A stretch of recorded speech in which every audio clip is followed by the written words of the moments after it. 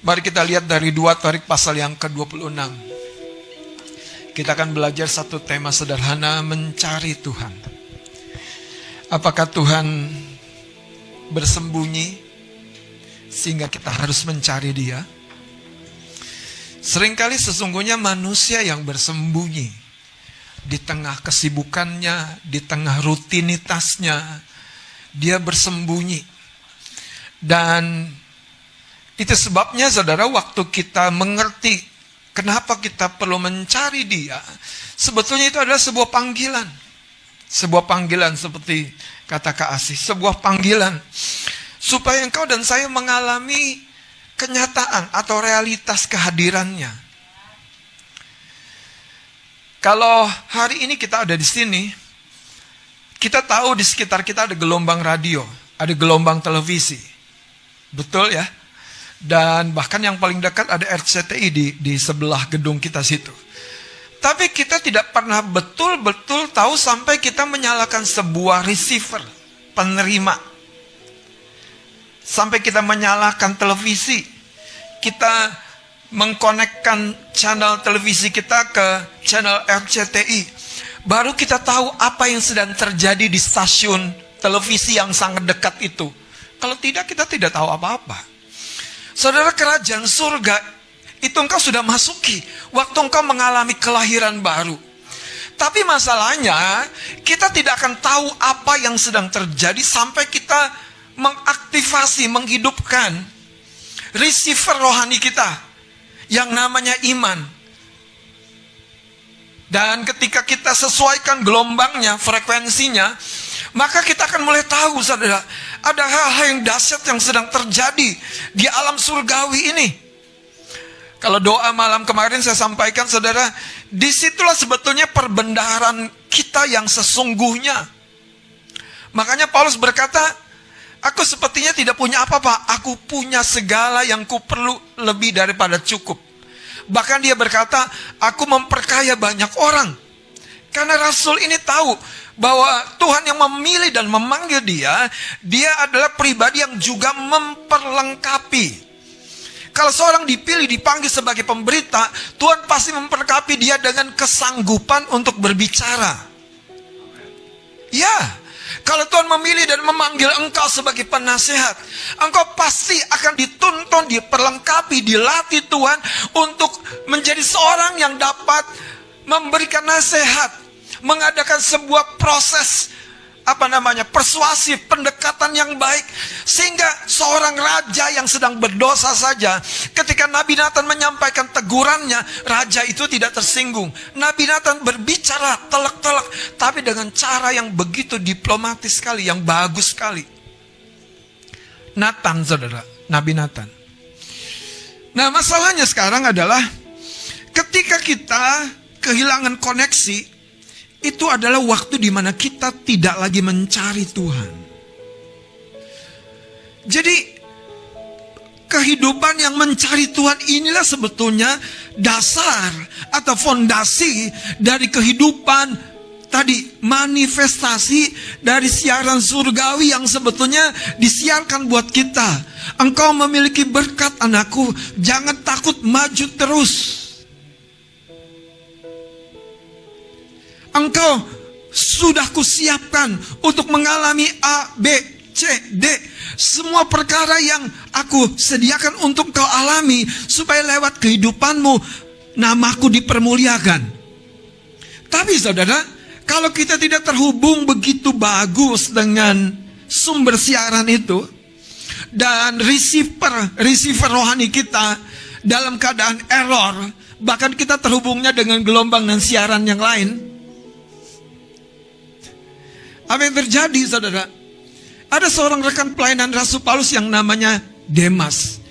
Ketika Rasul Paulus di dalam penjara, Demas meninggalkan pelayanan. Demas meninggalkan Rasul Paulus sebagai gurunya, sebagai mentornya. Karena Demas dikatakan mulai mencintai dunia. Itu sebabnya dua hal, saudara. Kehidupan duniawi, kehidupan agamawi itu bisa tiba-tiba menyergap kita. Kita seperti kehilangan sense. Aku seperti tidak disertai Tuhan. Padahal dahulu aku mengalami perkara-perkara yang luar biasa dan hebat. Nah, kisah Raja Uzia ini menjadi sebuah pelajaran yang bagus sekali, sederhana.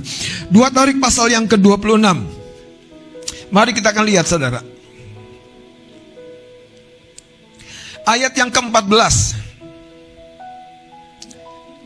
2 Tawarik pasal 26. Uzia memperlengkapi seluruh tentara itu dengan perisai, tombak, ketopong, baju jira, busur, dan batu umban. Ia membuat juga di Yerusalem alat-alat perang ciptaan seorang ahli yang dapat menembakkan anak panah dan batu besar untuk ditempatkan di atas menara-menara dan penjuru-penjuru. Nama raja itu termasyhur sampai ke negeri-negeri yang jauh karena ia ditolong dengan ajaib. Kehidupan engkau dan saya sebetulnya kehidupan yang supranatural.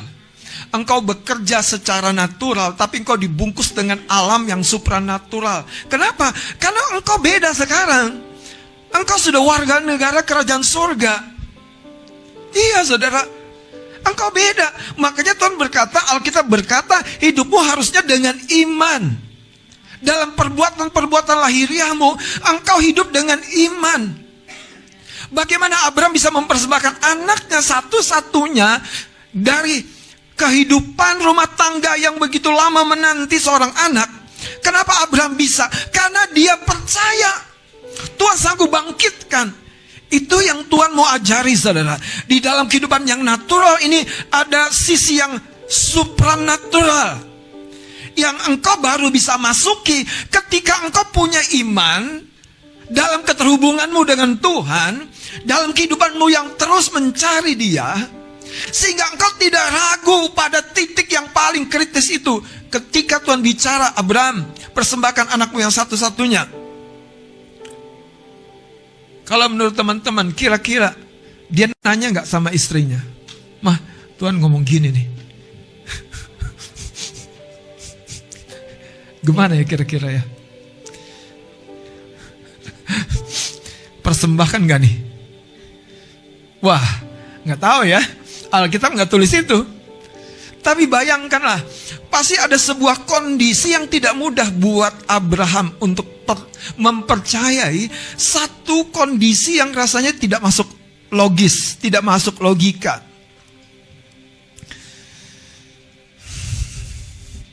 Hari ini saya berdoa dengan semua pesan firman Tuhan dari beberapa pertemuan yang lalu, Anda mulai dibuka lembaran-lembaran bahwa kehidupanmu itu kehidupan yang supranatural.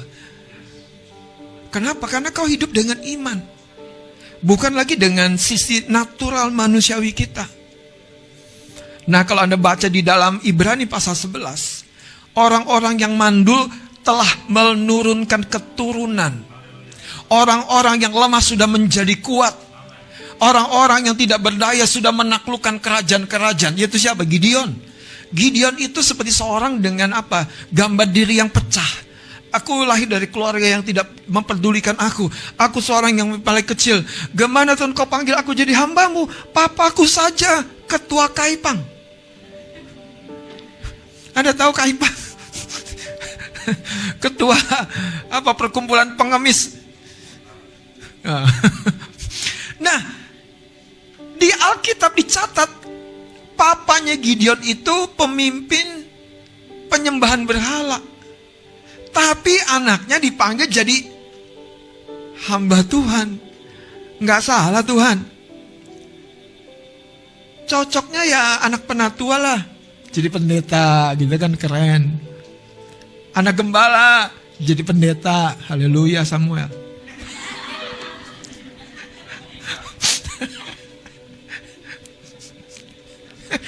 Banyak anak pendeta di sini loh, jangan salah. Saya nggak bernubuat kok. Billy udah senyum-senyum. Tenang Ge, cerita di rumah aja kita.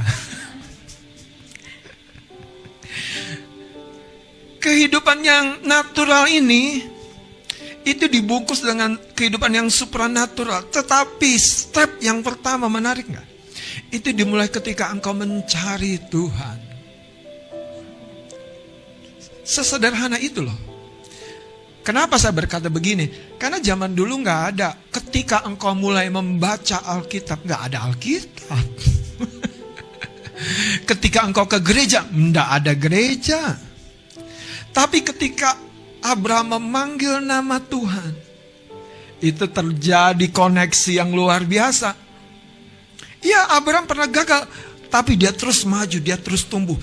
Itu sebabnya pertahankan yang paling esensi dalam hidupmu. Selain kau tak ada yang lain, ada padaku. Itu yang dipertahankan apa? Hubungan, kedekatan dari lagu itu. Sekalipun dagingku dan batinku habis lenyap, tapi engkau Tuhan gak boleh ketukar. Gak boleh ketukar. Pagi-pagi bukan mencari yang lain. Pak Gembala cuma telepon, udah bangun, matiin. Cari Tuhan. Yang dicari Tuhan. Nah, saudara lihat, saya lanjutkan. Ditolong dengan apa? Mau gak ngalami ini? Saya mau banget, saudara. Mau banget. Karena memang itu kehidupan yang apa ya? Bukan hanya tentang diberkati loh, rumahnya bagus. Bukan tentang hal yang lahiriah. Tapi bagaimana terjadinya itu menjadi sebuah cerita yang memuliakan nama Tuhan. Lanjut ya, lihat, haleluya. Karena ia ditolong dengan ajaib. Jadi Uzia seorang pekerja. Uzia seorang yang luar biasa. Uzia seorang yang mantap dalam berkarya. Tapi dia ditolong dengan ajaib sehingga menjadi kuat. Sayangnya, coba lihat. Mari kita baca sama-sama. Ayat 16. Setelah ia menjadi apa? Menjadi kuat. Ia menjadi tinggi hati. Sehingga ia melakukan hal yang merusak. Hal yang merusak. Coba lihat dalam konteks ayat ini. Ia berubah setia kepada Tuhan Allahnya. Dan memasuki bait Tuhan dengan motif. Motifnya sudah sangat-sangat error, saudara. Karena dia tidak lagi memahami. Bukan korban persembahannya yang Tuhan cari. Bukan. Tapi yang Tuhan cari, hati yang mau mengingini dia. Kita lanjutkan, saudara. Ia berubah setia kepada Tuhan Allahnya. Allahnya siapa? Allahnya Uzia. Anda harus paham bahwa ketika engkau percaya kepada Yesus, engkau bisa berkata, Yesusku, itu karena iya dan amin. Benar, itu menjadi bagian kehidupanmu. Ada nama itu berserta dengan engkau, Yesusku. Dan cerita ini yang terjadi, Uzia ditolong dengan ajaib. Tapi sayangnya dia menjadi kuat dan mulai tinggi hati dan berubah setia. Ketekunanmu dalam mencari Tuhan seringkali, saudara, selalu akan mengalami keadaan-keadaan yang tidak mudah dari manusia lahiriahmu. Iya, entah Anda terlalu letih, entah Anda terlalu sibuk. Tapi saudara, teladan hamba-hambanya di dalam Alkitab. Yang pertama, Daniel 3 kali sehari menetapkan waktunya dengan alarmnya yang terbaik, jam 9, jam 12, jam 3 sore. Kiblatnya nggak salah, saudara. Kiblatnya ke Yerusalem. Kenapa dikatakan kiblatnya ke Yerusalem? Kalau Daniel ada di negara asing. Kalau Anda doa mau makan, Tuhan berkati makanan ini. Jauhkan virus, jauhkan kuman. Kiblatnya kemana? Ke makanan. Anda takut. Boy gini, Tuhan, makasih hari ini warteg ini kok enak banget ya Tuhan. Telur kocok ini di dadar kok mantap kali ya. Sayur orek ini gak ada duanya Tuhan. Jangan seolah-olah Tuhan tuh gak tahu virus, pakai dikasih tahu jauhkan dari virus COVID. Tolong, kiblatnya kemana? Ke makanan. Bahwa kiblat itu ke Tuhan. Karena ada orang tuh dimotivasi oleh ketakutan, maka dia berdoa. Dimotivasi oleh ancaman, maka dia mencari Tuhan. Dimotivasi oleh kegelisahan, maka dia mulai berseru-seru kepada Tuhan. Tapi sayangnya, yang masalah itu bukan Tuhan, kitanya. Kitanya tuh sudah kehilangan kesanggupan menyadari Tuhan. Makanya banyak orang berseru di tengah keadaan terjepit, "Nah, aku deket banget nak sama engkau selama ini." Tapi kita kehilangan sense-nya Tuhan selalu hadir. Iya, saudara, sering terjadi gitu loh. Saya niat sih mau doa kemarin, sekalipun udah capek badan. Ketiduran, bangun, tiduran, bangun lagi, saudara. Sampai entah bagaimana seperti mimpi, setengah mimpi, ada cicak di sini, saudara. Saya tuh paling akrab kayak gitu. Entah kecoa, entah cicak. Seperti mimpi. Yang terjadi adalah saya kaget, bangun. Dan ingat, Tuhan, aku harus doa. Tuhan tahu tuh, saudara. Dia kirim yang akrab sama saya. Iya. Saya bangun, doa, sadar. Iya Tuhan. Iya Tuhan, aku harus mempersiapkan diri. Sekalipun ya, itu bagian saya. Nah, istriku haleluya kan? Dia tahu bagian suaminya. Teman-teman, minta sama Tuhan, Tuhan jagai aku terus untuk tetap rendah hati. Jagai aku untuk terus bergantung sama-Mu. Uzia kehilangan itu. Padahal itu kehidupannya ajaib banget. Ajaib banget. Dia membakar ukupan yang sebetulnya tidak boleh selain imam. Lanjutkan sedikit lagi, saudara. Ayat 12, tetapi Imam Azaria mengikutinya dari belakang bersama-sama 80 imam Tuhan, orang-orang yang tegas. Mereka berdiri di depan Raja Uzia dan berkata kepadanya, "Hai Uzia, engkau tidak berhak membakar ukupan kepada Tuhan. Hanyalah imam-imam keturunan Harun yang telah dikuduskan yang berhak membakar ukupan." Kira-kira, saudara, apa ya yang dipikirannya Uzia? Kenapa dia melakukan yang gak perlu banget gitu, gak penting banget buat seorang raja. Urusin kan negaranya. Berarti memang ada satu spirit of error di dalam dirinya. Waktu dia mulai menjauh dari mesbah doa pribadinya, waktu dia mulai undur dari gairahnya mencari Tuhan, ada sesuatu yang error. Sayangnya, yang errornya betul-betul melahirkan sebuah penolakan kepada Tuhan. Nolaknya gak tanggung-tanggung. Sesuatu yang Tuhan gak ingini, justru dia lakukan. Di baitnya pula. Coba bayangkan, saudara. Itu sesuatu yang secara langsung, secara terang-terangan Uzia lakukan untuk menolak Tuhan. Bahkan yang lebih kalau boleh saya parah ya. Katakan parah keadaan ini. Coba lihat. Ketika ditegur, dikatakan hanya imam-imam keturunan Harun. Terus ayat 18 bagian akhir, keluarlah dari tempat kudus ini, karena engkau telah berubah setia. Engkau tidak akan memperoleh kehormatan dari Tuhan Allah karena hal itu. Tetapi Uzia dengan bokor ukupan di tangannya untuk dibakar menjadi apa? Menjadi marah. Sementara amarahnya meluap-luap terhadap para imam, timbullah penyakit kusta pada dahinya di hadapan para imam di rumah Tuhan dekat mesbah pembakaran ukupan. Ini ending story dari seorang raja yang sukses, menceritakan keajaiban campur tangan Tuhan dalam hidupnya. Tapi ending story-nya bad news.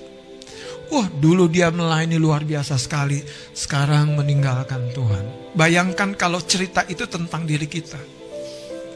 Hari ini saya berdoa kesetiaanmu ditopang tadi oleh kerendahan hatimu untuk terus mencari Tuhan. Mencari Tuhan. Saudara, tantangan yang mencari Tuhan adalah ketika engkau merasa apa yang sedang kau jalani ini, ya amin, baik-baik saja, benar-benar saja. Jadi seolah-olah mencari Tuhan bukan satu kebutuhan. Dan itu terjadi ketika engkau aman, sehat, diberkati, lancar-lancar saja. Tiba-tiba kita menjadi tinggi hati. Mari kita masuk kepada poinnya lebih dalam lagi, justru ke atas, saudara. 2 Tawarikh pasal yang ke-26, ayat yang ketiga, langsung saya akan baca. Uzia berumur 16 tahun, katakan 16 tahun. 16 tahun. Apa yang coba saya sampaikan, saudara? Usia 16 tahun, apa sih yang dipingini, kasirah? Happy dong. Iya kan? Ini dikasih tanggung jawab, nggak ke kepalang tanggung. Tapi Uzia dalam cerita ini, saudara, justru menjadi raja yang sukses. Di usia yang sangat muda, itu menceritakan apa? Kesuksesan bukan bicara usia. Kesuksesan bicara bagaimana engkau mengalami penyertaan Tuhan. Engkau mengalami campur tangan Tuhan. Apapun bentuk usahamu, kalau engkau diberkati, engkau disertai Tuhan, engkau akan betul-betul mengalami tadi pertolongan yang ajaib. Saya lanjutkan, saudara. 16 tahun pada waktu ia menjadi raja, dan 52 tahun lamanya ia jadi 52 tahun. Wah, lama loh. Maaf, Pak Jokowi aja berapa tahun? 5 kali 5 paling banter. Uzia, wah, 52 tahun. Gak tanggung-tanggung, saudara. Bisa bikin ibu kota di planet Mars mungkin. Karena mimpi itu bisa digolkan semuanya. Paham gak maksudnya? Jadi kita punya kurun waktu yang panjang. Dan cerita Uzia itu sangat-sangat dahsyat loh. Tapi sayangnya, itu sebabnya kalau engkau membangun bagaimana akar hidupmu, itu yang paling pertama-tama. Apakah engkau seorang yang mencari Tuhan? Atau seorang yang selalu berkata begini, di mana Tuhan? Pada Tuhan selalu berkata, aku ada, anakku. Masalahnya engkau sudah kehilangan sensitivitas rohani. Cari Tuhan. Bukan pada waktu keadaan baik saja.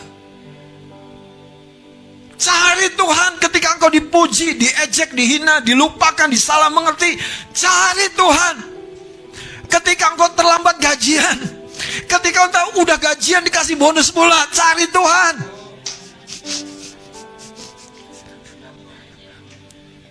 Apalagi ketika dipotong.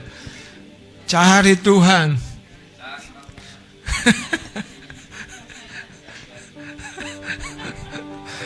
Memang hamba Tuhan mental pedagang begitu. Cari tambahan. Bagus. Coba lihat, saudara. Berapa tahun? 52 tahun. Saya 52 tahun. Belum kelihatan kan? Ya Melvin ya? Kalau Samuel mau bilang begini, tua. Makanya jangan ketukar. Yang 52 tahun masih begini. Halo G. Abang 52 tahun nih G. Apa yang saya mau coba sampaikan? Aku kadang suka mikir nih, Tuhan, aku dikasih berapa tahun lagi ya? 20, 72 tahun, 30, 82. Tuhan, kasih aku 35 tahun paling tidak. Supaya cerita tentang engkau di dalam dan melalui hidupku tuh lebih panjang gaungnya. Ya mungkin turun kepada orang-orang di bawahku. Saudara, dengerin saya. Uzia sudah melakukan satu yang pertama-tama, yang terutama dan terpenting dalam hidupnya, mengikatkan dirinya untuk mencari Tuhan. Lihat cerita ini, saudara. Haleluya, haleluya. Ayat yang keempat, ia melakukan apa yang benar di mata Tuhan, tepat seperti yang dilakukan Amazia ayahnya. Ia mencari apa? Ia mencari Allah. Halo. Ia mencari Allah. Kekasih Tuhan. Ketika Uzia mencari Allah, Ini yang menarik. Kehadiran dan penyertaan Tuhan itu menjadi lebih nyata. Karena sebetulnya saudara, Uzia menggenapi apa yang Daud rasakan. Ketika Daud berada di bait Allah dan berkata, dan ku nikmati baitmu, tenanglah hatiku, sebab engkau menyembunyikan aku di dalam kemahmu. Daud merasakan kehadiran Tuhan. Pada faktanya, dia hanya lihat kemah, tempat di mana tabut Allah ditaruh. Tapi dia tahu ada Tuhan. Saudara, itu yang pertama-tama kita harus lakukan. Waktu masuk ke kantor, ada Tuhan. Waktu masuk ke rumah, ada Tuhan. Masuk ke gereja lebih lagi, ada Tuhan. Aku harus respect. Aku harus persiapkan diri. Aku harus mencari dia dan menyenangkan hati. Uzia sebaliknya, ketika dia tinggi, dia kuat. Maaf ya, saya berdoa ini Anda tangkap. Dia jadi selebor. Karena kata ini tepat, saudara. Banyak orang sudah jadi selebor. Anda paham nggak? Dia nggak perhitungkan apa yang boleh, apa yang tidak boleh, apa yang tepat, apa yang tidak tepat. Dan kalau orang sudah selebor, bayangkan ukupan yang harus dilakukan dan dibakar oleh imam saja. Enggak ada kompromi, imam saja, keturunan Harun saja. Enggak tahu dari mana itu naik, saudara, kesombongannya. Dia ambil, dia bakar sih, seolah-olah dia bisa sogok Tuhan. Saya berdoa kita tidak lagi selalu membiarkan spirit tadi tuh, yang namanya ya udah, aku maunya begini, aku maunya begitu. Saudara, berhenti dari sikapmu. Mari bangun cara-cara yang tepat seperti yang Tuhan mau. Sehingga ketika engkau menghampiri Allah, engkau bisa klek di hatinya Tuhan. Saya lanjutkan, saudara. Coba lihat ini. Ia melakukan apa yang benar, tepat. Lawan dari seorang yang serampangan, selebor, sekenanya, semaunya. Itu artinya apa? Dagingnya lebih dominan. Kalau Anda mengasihi Tuhan, Anda mengasihi dirimu, pesan firman kemarin, disiplin adalah cara yang terbaik. Lanjut dikatakan, saudara, ia mencari Allah selama hidup Zakaria yang mengajarnya. Ya, ayat 4, ia melakukan apa yang benar di mata Tuhan, tepat seperti yang dilakukan Amazia ayahnya. Yang ke ayat 5, ia mencari Allah selama hidup Zakaria yang mengajarnya. Ada intervensi orang, ada intervensi hamba Tuhan, ada intervensi seorang imam Allah. Kalau dalam ayat ini dikatakan Zakaria bukan hanya sekedar seorang imam, tapi seorang yang mengerti tentang visi Tuhan. Itu yang saya bilang, Uzia, Tuhan punya rencana yang besar dalam hidupmu. Ketika Uzia ditolong oleh Zakaria, paham, dia jalani sesuatu yang belum kelihatan. Dia tempuh satu perjuangan yang rasanya melelahkan. Tetapi Zakaria, pemimpin rohaninya, berkata, setia, kuat Uzia, maka engkau akan alami berkat yang tidak mungkin engkau terima dengan daya upayamu sendiri. Coba lihat, saudara. Dan selama, diulangi sekali lagi, baca sama-sama. Dan selama ia mencari Tuhan, Allah membuat, katakan sama-sama, aku akan mencari Tuhan. Aku akan mencari Tuhan. Angkat tanganmu, aku akan mencari Tuhan.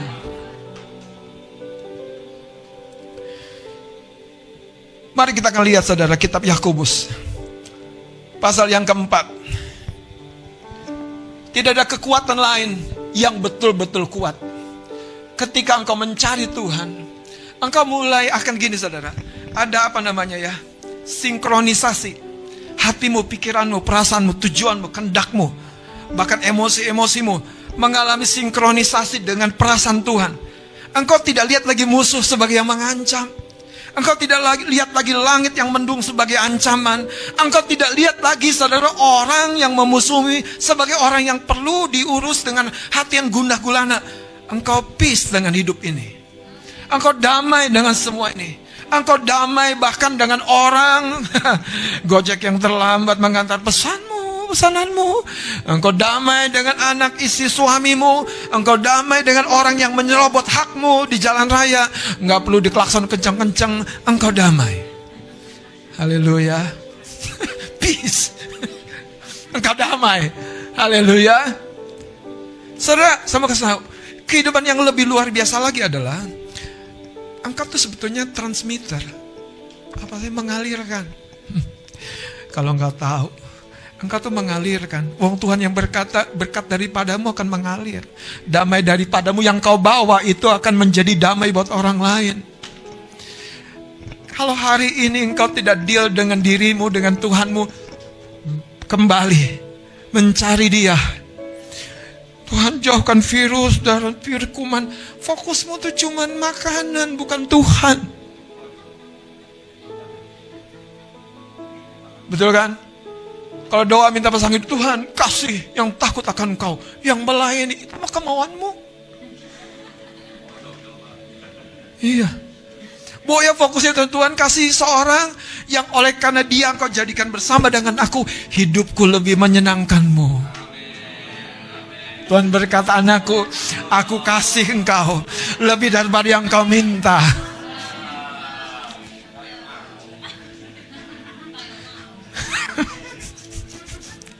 Makanya cari sumbernya, cari titik awalnya, cari di mana engkau memulai sebuah perjalanan dan tidak mungkin diganggu gugat oleh kuasa manapun di muka bumi ini, di kolong langit ini, di neraka sekalipun. Tidak ada satu kuasa yang bisa mengganggu gugat engkau kalau engkau berjalan dengan Dia yang mempunyai langit dan bumi. Yakobus pasal yang keempat.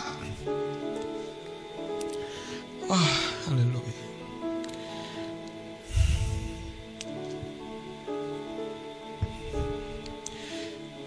Mari saudara, saya akan tutup dengan poin ini. Dari ayat yang pertama saja, karena ini pelajaran yang saling terhubung. Hawa nafsu dan persahabatan dengan dunia. Dari manakah datangnya sengketa dan pertengkaran di antara kamu? Bukankah datangnya dari hawa nafsumu dan yang saling berjuang di dalam tubuhmu? Kamu mengingini sesuatu tetapi kamu tidak memperolehnya, lalu kamu membunuh. Pembunuhan yang sering terjadi, pembunuhan karakter, pembunuhan identitas, pembunuhan visi. Lihat dikatakan kamu iri hati tetapi kamu tidak mencapai tujuanmu. Lalu kamu bertengkar dan kamu berkelahi. Kamu tidak memperoleh apa? Karena kamu apa? Tidak berdoa. Tapi coba kalimat berikutnya. Atau kamu berdoa juga.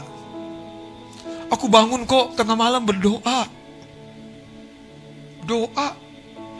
Bahkan sambil makan aja aku berdoa. Sambil mandi aja aku berdoa.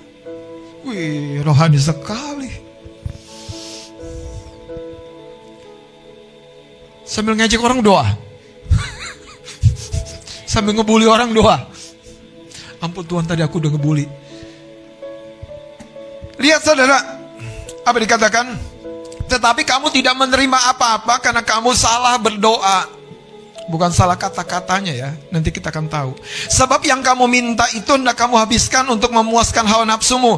Hai kamu orang-orang yang tidak setia, tidakkah kamu tahu bahwa persahabatan dengan dunia adalah permusuhan dengan Allah? Jadi barang siapa hendak menjadi sahabat dunia ini, yang menjadikan dirinya apa?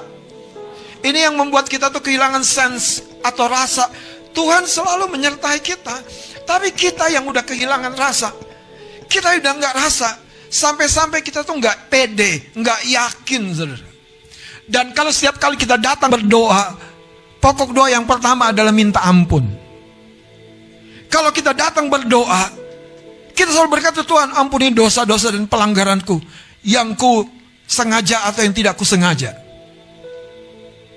Kadang-kadang malaikat mau tanya, coba aku buka dulu catatanku. Apa yang kau maksud yang tidak sengaja?